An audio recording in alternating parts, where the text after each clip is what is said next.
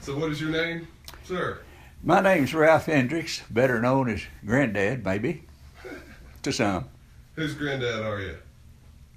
Oh, Josh, Dan, Seth Buchanan. And a bunch of other kids, too. I used to be, at least. They grew up, though. And Yeah. Where were you born? I was born in Knoxville, Tennessee. Whereabouts? You know, I can't remember the number, but it was on, it was in, I'd say, the North Knoxville.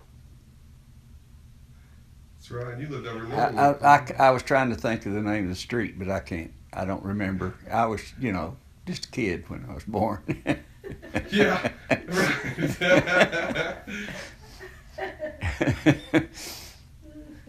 So, where did you go to high school at? Central, What year did in you Fountain finish? City, 43, And when did you go into the service? 43, right out of high school. And what branch of the service did you go into? United States Navy, Amphibious Forces. And what was your job? And you were in World War II, right? In World War II, I was a quartermaster, and quartermaster in the Navy is different than the Army and Marine Corps or any of the other services. Quartermaster is navigation and communication in the Navy. In the Army, it's supply. Mm-hmm. Makes sense. So, where were you stationed at? Well, I was stationed at San Diego, California, a couple of, or 3 stations there. One was, of course, the amphibious training base. Is the last station I had. Gosh, I can't remember the name of the. It was a ship repair station across the bay from the training base. And I took my boot camp training in San Diego. Went to USC. Was contractor to the Navy for training. Back then you had to train them fast and furious, and of course all of the facilities were filled up. And I was lucky enough to get into. I think it was well, at least I got some credit for it. Got some college credit for it that I didn't use. So you were in San Diego, and did you stay in San Diego? No, I was shipped to the South Pacific. Guam, Saipan, Tinian, Iwo Jima, and Okinawa. So you got over to Okinawa. Oh yeah, I was in the Okinawa operation. What were you on? You were on a naval vessel? I was on an LST landing craft. We were hit by a suicide plane and did some damage, and they had to go in for repairs, and we had a choice of either going ashore with the Marines or being transferred to another ship, and I didn't want to. I wanted to stay with my same old crew that I was shipped over there with. So I went with the Marines for a few weeks. Wow, that's crazy. You think of the Pacific as being such a beautiful area, but I'm sure the experience was not probably. It wasn't beautiful then because, they had bombed the heck out of it, and Okinawa, I hear now that Okinawa is a beautiful place to be and a good place for service. For Air Force, especially the Air Force service people. They all like to go to Okinawa. Well, when I was there was nothing standing. Really, I mean, they had just bombed the heck out of it. And that was the last stand before hitting the coast of Japan. So the Japanese knew it. And incidentally, I've got a book about Okinawa that I want you to read. Oh, cool! Yeah. And I want it back. Because I've already read it twice. It's a short. Well, tell me this. This is always something that's been interesting to me. How did you get involved with Oak Ridge? Well, the assistant to the president of, at that time it was Union Carbide, had the contract at Oak Ridge, and he was one of my customers and a friend. And he came into my business one day and he said, Ralph, he said, you got a good business here and eventually it's going to really pay off. But said, you're going to work yourself to death getting there. He said, why don't you come out and work at Oak Ridge? And I said, I don't much think so. I said, I don't have a degree, and I just don't think it would pay for me to go out there. And he said, well, if you ever decide to, let me know. So I came in off of a business trip, and I mean, I was really worn out. And I said, I'm going to try something else. And I think it was probably one of the smartest moves that I ever made, because I really enjoyed my work out there. I enjoyed going to work. What did you do out in Oak Ridge? Well, I started out as an hourly worker to get my feet in the door. I was a stores clerk, and then I wasn't there too awful long until I got promoted to chief stores clerk, and that was the assistant to the department head. And then from there, I was promoted to materials specialist,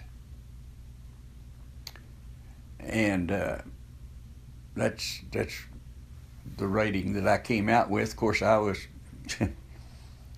wherever they needed me. That's where I worked. I mean, that's where I went. I had 5 different departments that I had chiefs working under me and supervisors. And I'll take that back now. I was reclassified as a assistant general foreman. So that's about like superintendent, normal superintendent in a manufacturing company. I had several salaried people working for me, as well as pretty big number of hourly workers. So you told me that you drove General Grove around. What's the deal with that? That was when Oak Ridge was first being built. There was a Major Peterson from Chicago that came down here quite frequently. Seemed to me like it was about once a month, and he'd on for a couple of days. And he had spent too much time at the facility out there to catch his flight back. And he said, I don't believe we can make it to the airport in 1 hour. And I said, I think I might be able to get you there. And so I knew that back then we had a speed limit of, gosh, I think it was 55. I'm not sure of that.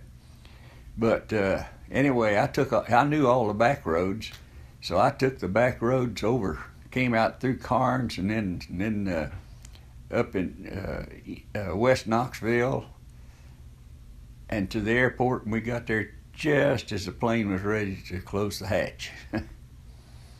And so he told General Grove about our little trip across country there, and doing 80 miles an hour on a gravel road and stuff of that sort, you know. And so when the next time the general came down, he said, I want that Hendrix guy to drive for my driver. So that's when we got on it.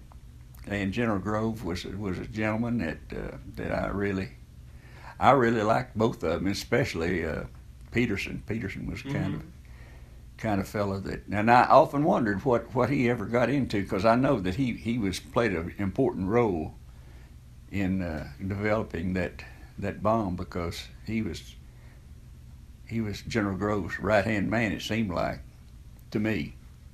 Of course, back then we didn't know what was going on. Mm-hmm. We just knew we was getting a payday every month.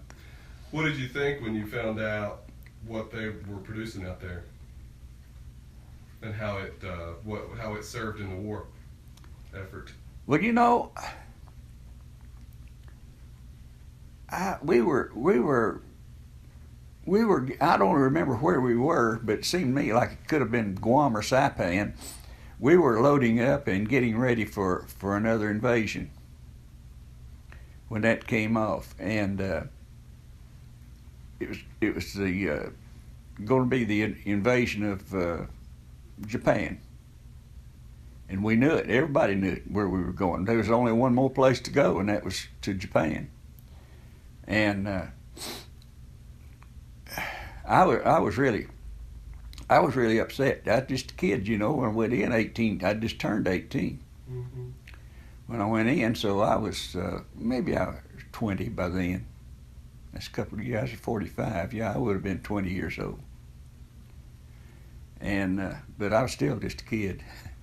But I'd grown up quite a bit. And when we heard that, I said, well, you don't want to know what I said. Not really. But anyway, I said, you know, I might have had something to do with that. I said, that's where I worked before I came into the military. But what I was doing is I was working, I was going to school and getting out early for work. And then I was going out there and working as a full-time worker out there. And neither the school nor the USED is what they called it then, U.S. Department of Engineering, U.S. Engineering Department, USED. And they didn't know that I was going to school, and they thought I was just coming to work, you know. And but when I went in service, of course, I reported what I was doing and so on.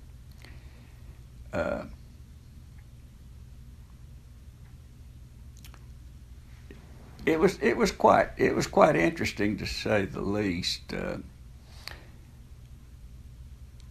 Now, as far as my feeling, well, I just felt a feeling of relief when it was announced that. I just said, my first question was, when are we going home? And with my training as navigation and communication and so on, I was offered a job as to stay out in California, either up in San Francisco or down Los Angeles area, or San Diego, somewhere down in there, as a pilot. You know, when ships go ashore, the United States, they have to have, at that time, I guess they still do, had to have a pilot from a pilots union to navigate them up through the harbors. And I didn't think I wanted that much responsibility. And I wanted to go home. I wanted to see East Tennessee again, because I was afraid I would, you know, when we were getting ready to go to Japan, I just felt like that's going to be my last trip anywhere. I was going to be buried at sea, probably, or on Japanese soil. Mm-hmm. So needless to say, I was scared to death. Yeah, that must have been pretty frightening to be in the middle of the ocean at war at age 18. Yeah. I can only imagine. But in this book I want to pass on to you, you're going to see just about pretty much how I felt about the whole thing. That's was the general feeling. Very few people tried to get out of going. Oh, right. So you were. It was a well, we didn't have any choice. If I didn't volunteer, I'd get drafted. So, like a fool, I wanted to go in with some friends that I'd gone to school with, played football with, and all. And so I went up. They were on schedule to go on draft. The very next draft it went out, and I asked them to put me on that draft, and I probably went 3 months earlier than I would have had to. That was just the same as volunteering, as far as I was concerned. It didn't matter whether you volunteered or whether you drafted; you still were in there. Everybody was the same. So have you lived in Powell for a while? 42 years. Isn't that right? Yeah, I remember y'all living over there in Broadacres for a while. We lived in 3 years before we moved to Broadacres. We lived up there. Well, it's kind of across from the airport. Oh yeah. That Powell Airport. Mm-hmm. Powell International. Yeah, Powell International. That's what we called it. Mm-hmm. Yeah, that's a nice airport. I think they're going to put shopping there, aren't they? I don't think it's a mall anymore. Or It's going to be a shopping mall. Yeah, that'd be nice. A Kroger, I believe it's Kroger, and they're going to have some. Of course, they'll have some other stores in there with them. It just doesn't have the effects of ever being an airport now. They've hauled in dirt there. Have they? Yeah. They've covered up the runway. It was runways covered up, yeah. And the reason they've hauled so much dirt in there is because Beaver Creek flooded that area, you know. It's like in a flood zone, isn't it? It was. It's not anymore, because I guess they've filled in 20 feet. Oh, have they? Haven't they, Velma? They remedied that problem. They have, yeah. So you used to have a plane, didn't you? Well, I was in partnership on plane. Mm-hmm. What kind of plane was it? Well, in partnership, we formed a club. Mm-hmm. The club had a Cessna 172, 150, and a Beechcraft. There were 3 of them when I was in there. And the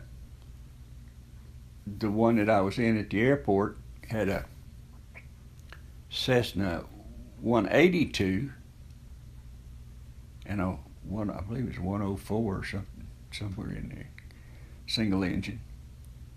And then I had a partnership with the NFL official Tommy Hensley, who's an old Fountain City boy, and he's a little behind me at Central, and a couple of doctors.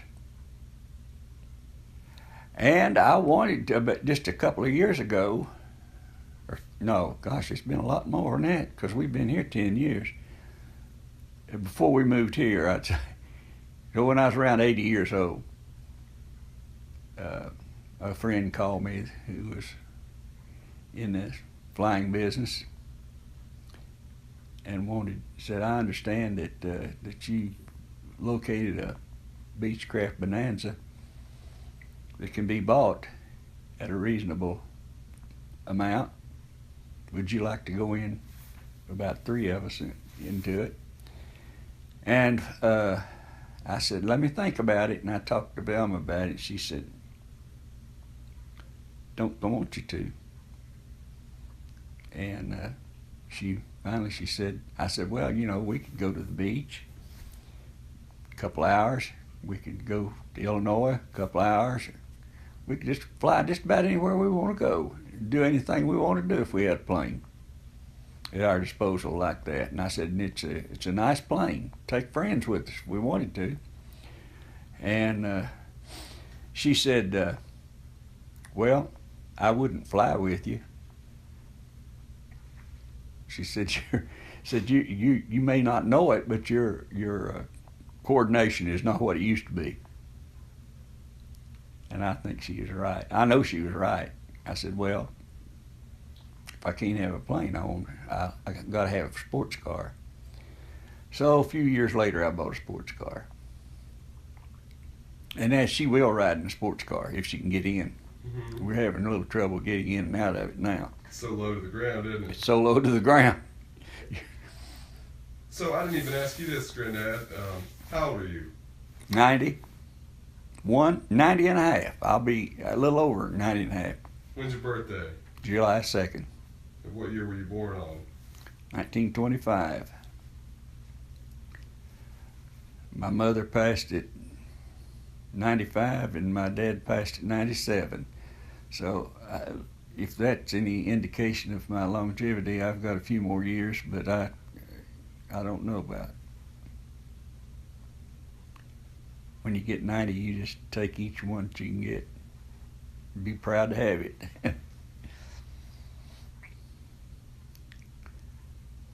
All right, let's cut. Let's take a break. I've got a lot of footage. Yeah. I got 21 minutes.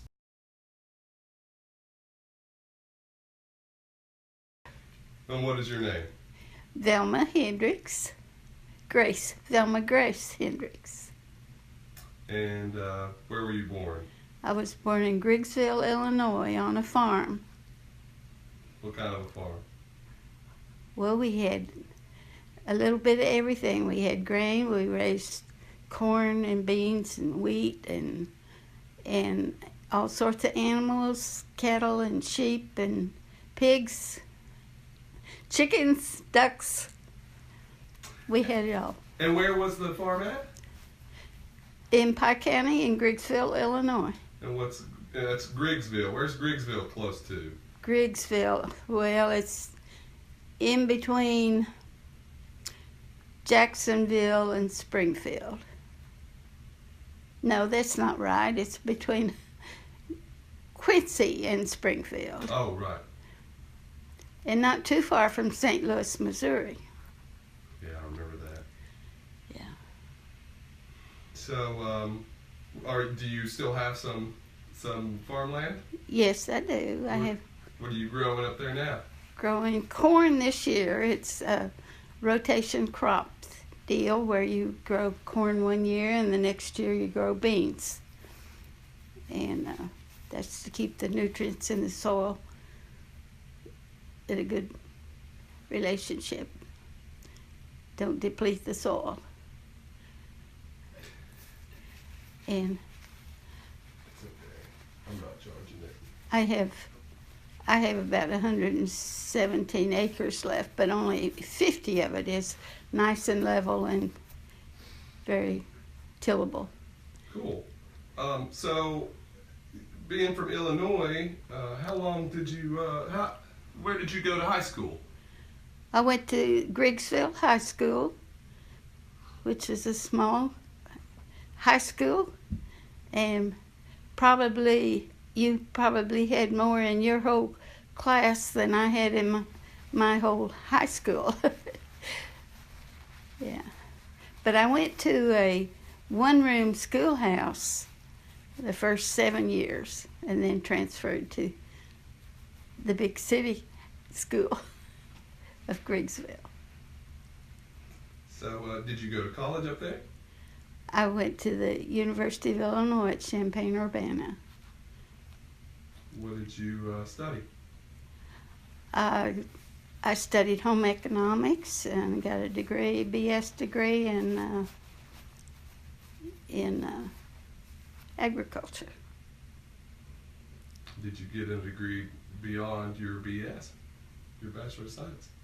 No, I didn't. I was offered a scholarship to go on, but I was tired of going to school, and in fact, I wanted to drop out after my junior year. My parents convinced me to stay on and get my degree, and I'm sure glad they did. So, what brought you down to East Tennessee? Well, I married someone shortly after graduation that I had met in college, and his first job was in Winston-Salem, North Carolina, which moved us to North Carolina. And then he got a job and was transferred to Knoxville, and I've been here ever since. Do you like Knoxville? I love Knoxville. I think this is about the most ideal place to live that I've been. What do you like about it? Oh, the weather. You get a little bit of everything, and I especially like the mountains and the lakes and all the walking trails and just the beauty of the state. Mm-hmm. It is beautiful, isn't it? Yes. So, you've got some sons. I do. I have 2 sons, What are their names? Gary and Rick. Gary is the father of my grandchildren, Daniel and Josh and Seth. And then I have some step-grandchildren, the McCormicks, Grant and Paige and Emily and Chip. And so we're well blessed with kids. And you haven't asked me this, but one of the first things that attracted me to Granddad was his love for kids. And I have always had a love for kids, and family was my main interest. I didn't really want to have a career. When I went to college, I thought I wanted to be a fashion designer, but decided I wasn't good enough at drawing and gave that idea up. But with all the computer technology and stuff now, I could have done that. I could have. But I'm happy with the way my life has turned out. Good. Well, yeah. Tell me about your husband now. Who are you married to? I'm married to Ralph Hendrix. When did you all get married? And we got married in 1974. We are coming up on our 42nd anniversary. And How did you all meet? we actually met at church. He was sitting down in front of me in church one Sunday, and I'll have to admit, I thought, that's a nice looking man. I'm sure he's got a family and all. And he called me that afternoon. He had seen me and asked the preacher who I was, and he wanted to come over. And I really wasn't, I'd been through a bad divorce, and I really wasn't interested in dating. And I kept telling him no, I wasn't interested. And he insisted, and he finally ended up coming over that day, even though I told him no, I didn't want to meet him. And, well, we went from there. I found he could make me laugh when I felt like crying, which was something I really needed at that time in my life. And it's been good ever since. So you all were out of Powell. Yes. Our main interest has been in our grandkids. They've been our life. Who our are kids your and our grandkids? grandkids. Which grandkids? Yeah, I'm talking about you and Josh and Seth and the others too, the McCormicks. We've had lots of good family get-togethers and lots of fun. We've been through some hard times and some good times, but the good far outweighs the bad. So where do you like to go on vacation? Oh, that was the most fun in going to Florida or Myrtle Beach and taking the grandkids with us. We loved that so much. Yeah, I remember going to Florida with you all when I was really young, separately, And then I remember going together. Yeah. Not necessarily in that order. Right. But yeah, we did make a lot of trips. Yeah. And we made a lot of trips down to Crossville, to Tansy, and took in the activities down there. So, what brought you to Oak Ridge?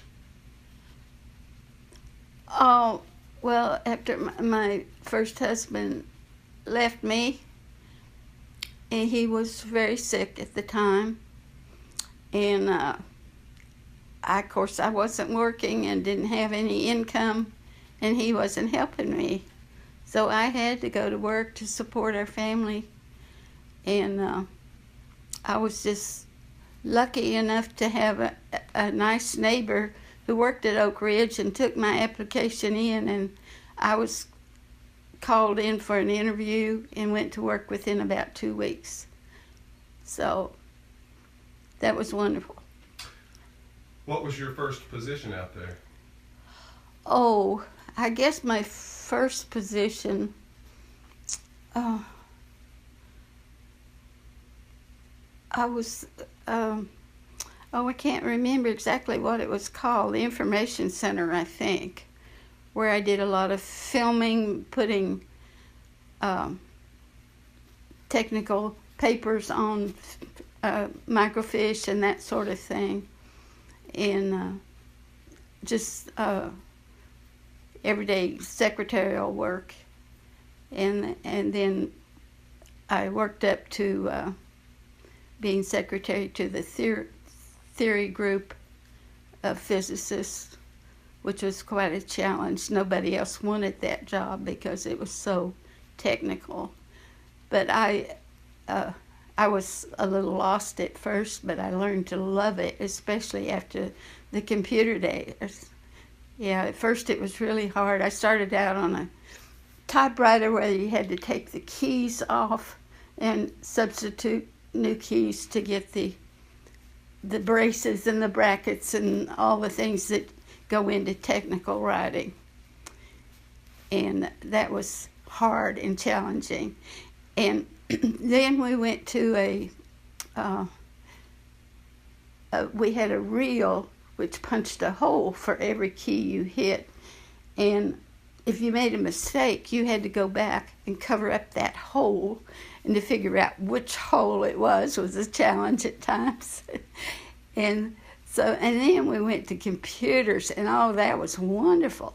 And I actually got to help develop some of the programs going into the technical writing end of it with some of the developers at that time. So you programmed computers?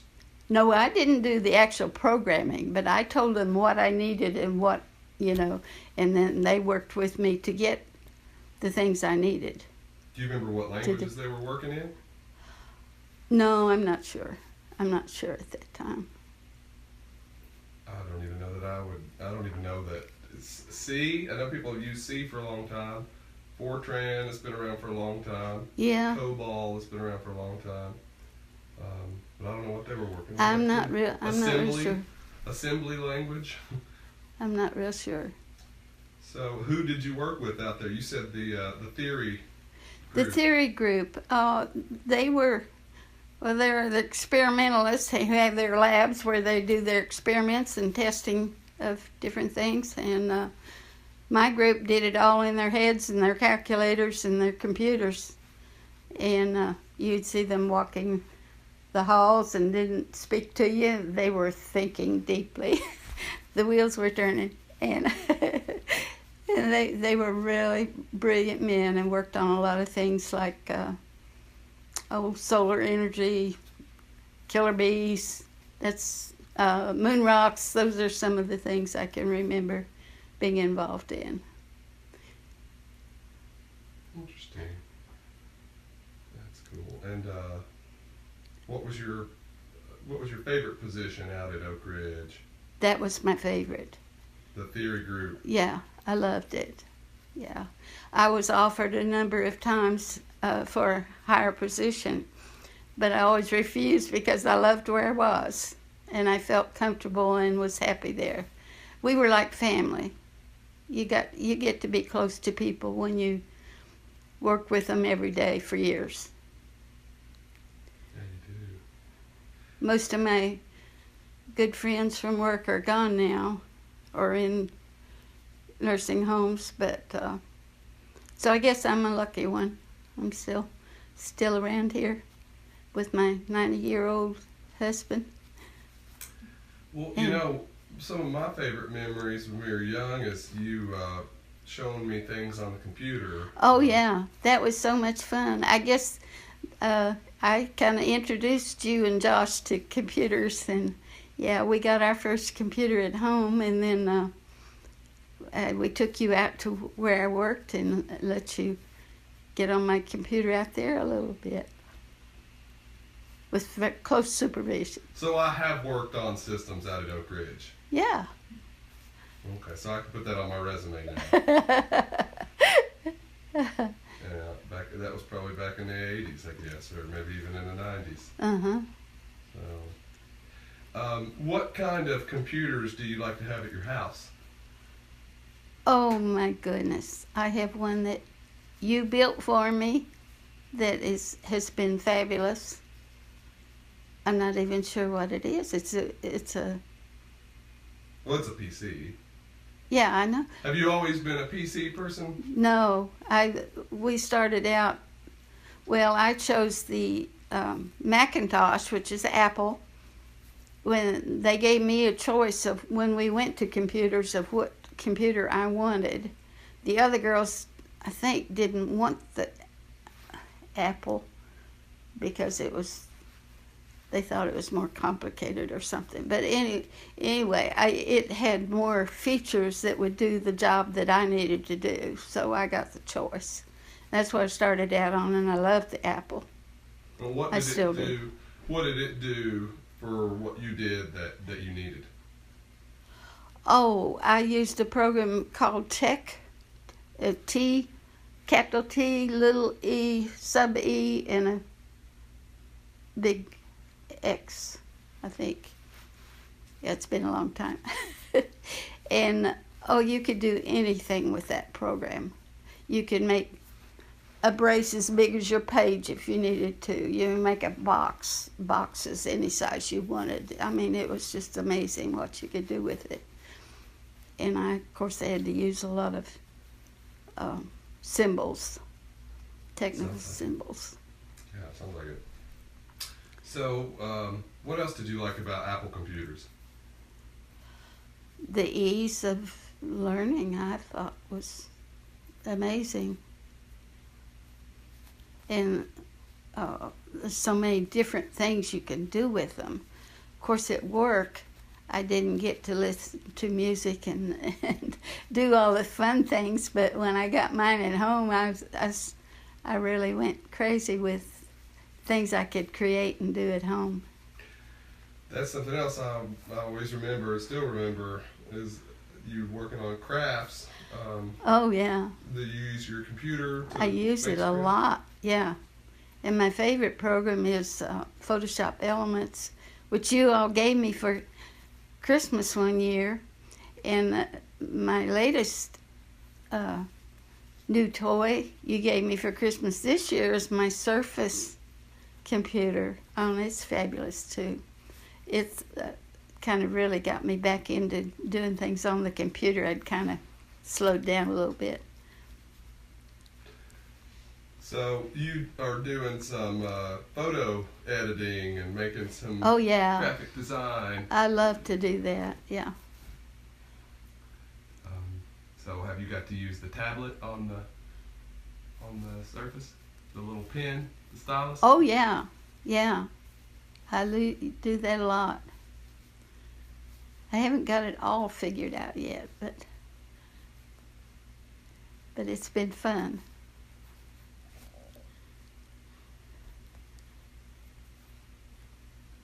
I guess one of my favorite memories of Daniel was when he was a baby, standing in the door of his home with his little diaper on, and there was an auctioneer having an auction in a house down the street, and we could hear him, his chant, and Daniel was there dancing. I mean, we knew he had music in him from the beginning, and he was so cute. And another fond memory of Daniel was I took him over to visit one of my friends that I worked with. Her name was Smitty. She's gone now. She had Parkinson's. But we were real close friends. And she had what kind of dog that steps on their ears? Basset hound? Yeah, basset hound. She had a little basset hound, and he wanted to walk it, and he took it out there in the yard, walking that dog. Had his little white shorts on, his red shirt on, and he was so cute. And that dog would step on its ears and go tumbling. And Smitty said, my friend said, "Oh, that's the cutest little boy I've ever seen in my life." Granddad, I guess the story of our life has been the story of our grandkids' life, isn't it? That's right. Yeah. That's right. We had so much fun going on, taking them on vacations. Oh yeah. And one of the most interesting occasions was when they came over to Myrtle Beach, and they were both out of school, I think, out of high school, and we said, well, you guys probably want to go out and find some friends or whatever, and they said, no, let's just stay here and talk to you guys. They spent most of their time with us. That was unbelievable. That was unbelievable. I thought they'd find the clubs and be gone for all night. I tell you, it's been awful good to go around and introduce your great grandchildren too. Oh yeah. Now How many great grandchildren do y'all have? Oh my goodness. 2 3/4. 2 3/4. Yeah. Hopefully, sometime within the next few weeks, we'll have 3. Whose is that? That'll be Josh's first. Little Joshua P. the second. Yeah. And little Daniel Wayne the second. And then the Queen Bee is Cena Marie. I'll never forget when I was at work and I got the call from your dad and this is what it sounded like. He said to me that they were at the hospital and your mom was having contractions. Contractions, yeah. He was so excited. And my boss came in and I said, I'm about to be a grandma. And he said, yeah, I know you want to go. And he said, go on, get out of here. And I did. I headed for the hospital. Yeah. Couldn't wait for that little girl. Did you get there before he came? Cena?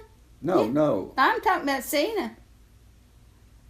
Oh, you wasn't working when Cena was born. Oh, okay. Yeah, I'm talking about.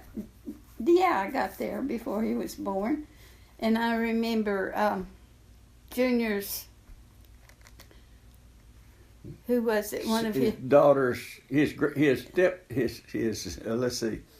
Stepdaughters. No, his daughter-in-law. Daughter-in-law's mother was the nurse, and she held you up in the window.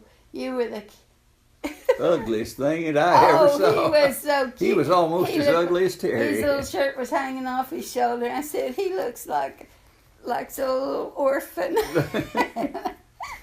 But he was so cute. Babies when they first come are not. Yeah. Very seldom are they ever. Well, I got ahead of myself there. We made a beeline to the hospital when little Cena was born too, and we were there. Or Lisa Ross. Yeah, at Lisa Ross when she came. Yeah. And then when you all were just in the other room, you probably got to hear some of that. And then when Danny Deuce was born, I just had eye surgery, and we got home and there was a message on the answering machine, and. Velma said, well, I'm going on over there. Are you going to be all right? And I said, I'm going with you. Let's go. We went. That was at Lisa Ross, too. Yeah. Yeah. And Cindy was sitting up in the bed. Oh gosh, I know. I couldn't believe it. She's a trooper, isn't she? Isn't she though? Is. She's amazing. Yeah, I tell you, she's. It's like I've told her, and I'm really sincere about it. She is. She's really an asset to our family. Yes. She is. You couldn't have picked a better She's a one. sweetheart. Yeah. And I don't think you necessarily picked her. I think you all chose each other. Yeah. We go back a little way. I'll You never did. forget your first day, this 8th grade prom, I believe it was. Yeah, and you look so cute. I've got lots of pictures. He had his little tuxedo on. Uh-huh. Yeah. See, I didn't know Cindy then. I didn't meet her until Christmas Day of about 2004 or something like that. She's a sweetie pie. Yeah. She had a big smile on her face then. She's got that same smile now. She's got a contagious smile. Yeah. You just look at Cindy and you just want to smile. Yeah, she's a good one. Yeah. So, Granddad, you tell me how you met Grandma. Well, she told you, didn't she? Tell me your side of the story. Well, I'll never forget. The pastor was after church. You know how they stand around and pat everybody on the back and shake hands and everything and all that kind of stuff. I went out into the hallway. I guess you'd call it a hallway. And I saw her pass by. I said, "Golly, who is that?" He said, "And she's single too." He said, "I'll introduce you to her." I said, "No, just tell me who she is. I'll do my own introducing." So he told me who she was, and I went home and looked her up in the church directory, and I found that she only lived a few blocks from where I lived, and so I believe you rode your bicycle down there, didn't you? The first, I rode first time. Terry's bicycle. Terry had got a 10-speed bike for her graduation. I bet you just had some short little shorts on, didn't you, too? I don't know. No, I never did wear short little You shorts. weren't a short shorts guy? That's the biking shorts. You gotta have short shorts. on your bike, or they'll get Well, all snagged up. I wasn't that much of a biker. But anyway, I did. I went home and I kept. It was, I guess it's 3:00 in the afternoon before I got up enough nerve to call her though, because I just afraid she's gonna Tell you no, which I did. tell me no, and you I wouldn't. didn't listen. Now just think, if I hadn't listened, Velma, if I'd listened, where would we both be right now? No telling. I'd probably be dead and gone for a long time. For a long time.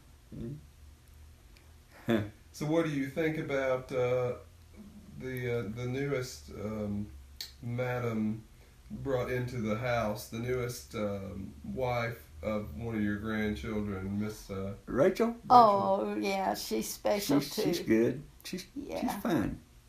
She's a sweetheart too. We She loves kids too. That's one of the first things I noticed about her. She loves kids. And it's just something weird about a woman that doesn't like kids. Like, that's just like, what in the world? I know. well, as far as I'm concerned, a man too. But Yeah, really. Well, until you have kids, it's always a little awkward, you know? You don't really know what to do with them, you know? I came up in a big family, so I sort of knew a little bit, but it's kind of a little awkward, especially when your friends start having kids. Yeah. Yeah, but we were kind of resolved to the fact that maybe Josh wasn't never going to get married and have kids. Well, I talked to him. Bachelor. I talked to him a few weeks before. Yeah. Before he announced that. I'm so excited. We're so excited. I for said, him. to her, I said, you are 31 and he's 34 and you know, y'all don't have a lot of time to start a family. And it was just a few weeks that we got the he announcement. came by and he said, "Granddad, you're not going to believe this." And I said, "Try me." He said, "We're pregnant." So I said, "Well, I'm glad to hear that, Josh. I'm sure you didn't take my advice. You'd gotten this started before I even mentioned it, but yeah, we're real excited for them. And I understand that they don't want to stop with one. They want to have a little girl. One thing I meant to tell Rachel at the mother blessing is that you're really fertile after you have a baby. I found that out the hard way. My first one was about 2 months old when I got pregnant with Wow. I didn't know that. with my second. So if you don't want to have one real soon, you better be careful. well, I mean, you and Josh are only 14 Yeah, months they're apart, they're 14, pretty 15 close, months too. apart. Yeah. And Oh, I got to tell this about one of my favorite memories about Josh was the time he got sick and threw up on Granddad's new sweater he'd just gotten for Christmas. And he says, "My sorry, Granddad, my sorry." he said, "My sorry, my spit up on your new sweater." You know, he was running such a high temperature that we were scared to death. Yeah. Got him to the doctor real quick. Hey, Grandma looked after him pretty much, and I looked after you, and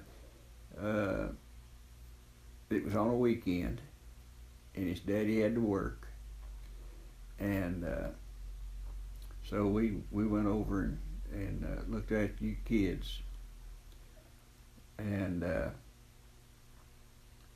little old Josh, bless his heart, I said, "I'll tell you what," I said, "Grandma," I said, let's give him a cold sponge bath and see if we can bring that temperature down some." And sure enough, he sat there by the basin, and I'd get the washcloth under the cold spigot and sponge him down good, and it'd take it down a few degrees, and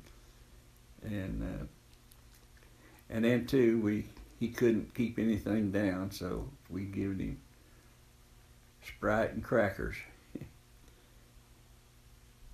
He was a puny little feller, wasn't he? Oh, and he was skinny anyway. Mm-hmm. And gosh, he hadn't eaten for about 3 or 4 days. I don't remember Daniel ever getting real sick with us. Do you? No. I remember one time. This was before Josh was born. Daniel was just a baby, and we were having a family get together. I don't know if it was Christmas or what, and he was sitting there in his little carrier. That's what we call those little seats thing. He was asleep. He finally woke up, and he was so poker faced, and we were all commenting about he wouldn't smile for nothing, and then we took him out to eat shortly after that, and Granddad had him sitting on the table in front of us, started blowing on his feet, and he just cackled out. Yeah, we got his first laugh out of him. Mm-hmm. Oh yeah, I blow on his bare feet. It was in the summertime. Yeah. He was barefoot. Yeah. And I just pick up a foot and blow it like that, and you. I remember that little house is a trailer, really, over there in Pensacola. Yeah. That we were born into. Yeah. Do you remember your first pet over there? It was a cat, wasn't it? No, it's goldfish. Oh. Remember we got him a goldfish. I do remember those dogs we had. We had 2 dogs. I remember those dogs. I thought their names were Cookie and Cream, as weird as that is. I think that's what their names were. I remember one of them getting stuck back behind a bunch of stuff in the shed and kind of being skittish, and another one being real playful. A couple of puppies. I don't remember that. I don't remember. Are you sure that wasn't at your mom's? I think it was Dad's. I remember the shed in the backyard. Yeah, he talks about that, seeing that rattler. Was it a rattler or? Yeah. Some kind of snake he found in there. And he was determined to kill it, but it got away, didn't it? I don't know. I think it got away. I don't know. Wow. I remember, it's before Josh was born, because you were just 1 year old. You sitting in his high chair. We went over there and there's huskies everywhere. And if it was your birthday, and when I walked in, you did this. One finger. He's one. And then when he got out of that chair, he come running to Granddad. And I said, that's when I knew he was my boy. Yeah. Another fond memory I have of Daniel and Josh when they were little, it was on my birthday, and Granddad always takes me out to eat on my birthday, and he asked me where I wanted to go. And I said, well, I want to take Daniel and Josh with us, and we're going to Billy Bob's, what was it? Showbiz. Showbiz Pizza. Yeah. And Daniel, he loved Billy Bob, and Billy Bob came out through the crowd, and he kept patting him, and on the butt. He wasn't paying any attention to him because he was in this big hoop costume. He didn't know he was there, and finally he got his attention. And Josh throwing his pizza across the room because he didn't want just the crust, he wanted the good stuff. I handed him. He wanted some pizza, and I thought, well, he's just a baby, he'll eat anything I hand him. So I gave him a piece of the crust. He just looked at it and looked at me and just, and so I gave him a piece of, a whole slice of pizza, and he was content then. He ate it. I couldn't believe it. That young. It's been a joy watching them grow up. Yeah. And watching them as young men now. It's amazing. I'm so proud of them both. I'm proud of both of them too. Yeah. And Seth too. I don't get to see Seth as much for some reason, but back when he was in school, nothing pleased me more than getting to go to one of his shows at school where he sang some beautiful solos and performed in all the plays they did. He was a joy too. Yeah. Okay, if you all had a message for little Josh the second, what would that message be? Oh my goodness.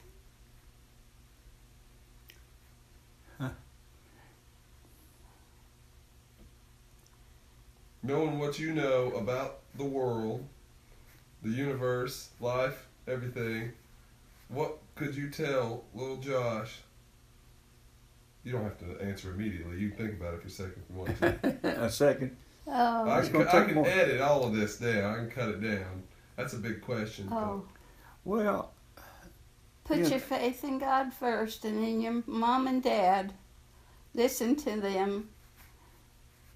And don't feel like that you've got to have everything you see. I mean, Yeah. Follow your dreams. Yeah. Climb every mountain. It's a big world out there, and so much. There's so many things I would like to do. I know I don't have time to do yet, and I feel myself racing, doing things because I know my time's running out. And there's so many things that I would like to do and learn to love, or learn to just learning. I just love to learn new things and to try to keep up with technology and all the things going on in the world. I know there are a lot of bad things going on in the world right now, but I think it's going to get better. I think people are really It's got to get better. Yeah. It's got to get better. People are turning in the right direction now, I think. And things are going to improve. Hopefully. I hope for our grandkids' sake and children and grandchildren and great-grandchildren to come. And Dan, if you remember, you wanted a vehicle, of course. Everybody wants a vehicle when they're 16 years old, want their own vehicle. And I figured that, that just don't give them everything that they want. And so I set up a little contract with you, and I think I still have it. I'm not sure. But I set up a little contract with you that I'd sell you my pickup. But you had to pay me $500 for a $3,000 vehicle. But I gave you 2 years to pay that $500. And you did it. You did it. And I think that probably helped educate you to the fact that everything's not for free. Everything's not given to you. You have to work for it. And I did the same thing for Josh. And he took care of his obligation. He's a little late sometimes, just like you were sometimes. But I'd get a letter from you, and those letters that I've gotten from you and Josh both have meant, I've still got them, and they've meant more to me than you'll ever know. And I think that if you drill that into your own children, I believe that that'll make them better citizens. Really. One thing I've been so glad to see in Daniel and Cindy, they spend time with their kids. Yeah. Oh, yes. They take them on hikes and do things with them, and everything they do is family oriented. And I think that's one of the things that's been missing in the world, which has gotten the world in the shape it's in. Back when I was growing up on a farm, we lived, I guess our closest neighbor was, a mile away. And we were just a family, just us. When somebody came by, everything stopped, and we socialized, and talked to people. But we had lots of family time and lots of free time to think. I mean, people go at such a fast pace anymore, they don't have time to really think sometimes. You need to slow down and make snow angels and hike and just be close to nature. I agree. When we moved over to Broadacres, I was out working in the yard every summer. I'd work in that yard. I mean, I had the yard in good shape. I had it in terrific shape, matter of fact. Show shape. People that I worked with would drive by and say, "Boy, you got a beautiful yard." I said, "Yeah, I had to work for it, though, You boys came along, and I mentioned to Velma one day, I said, I'm just letting that yard go to heck. That's all I do is mow it. I don't really take care of it. Since the boys came along, Velma said, I think your time's well spent. And it's like Daniel said, that there are only so many hours in the day, and you have to figure out what's the most important thing you can do to spend that time. And as a final word, I'll say and shut up. I don't know what I'd ever done without Grandma and you boys. His great grandma used to say, I'd walk in the house and I'd not get to the living room. She'd say, "Are the boys with you?" How are the boys doing? Y'all were not Josh and Dan, you were the boys. Your boys. Grandma really loved you like you were her own. Well, yeah, y'all have been really special to me and Josh, too, for sure. I mean, y'all have been a huge influence in our life, who we are and the way we act and speak and behave. You know, that's y'all have been a very big influence on us. So I love you all and appreciate you all so much, more than I could ever tell you. Well, what little I might have had to do with it, I did it because I didn't want you to be like me when I was growing up your age. Well, we've always been proud of you. We have.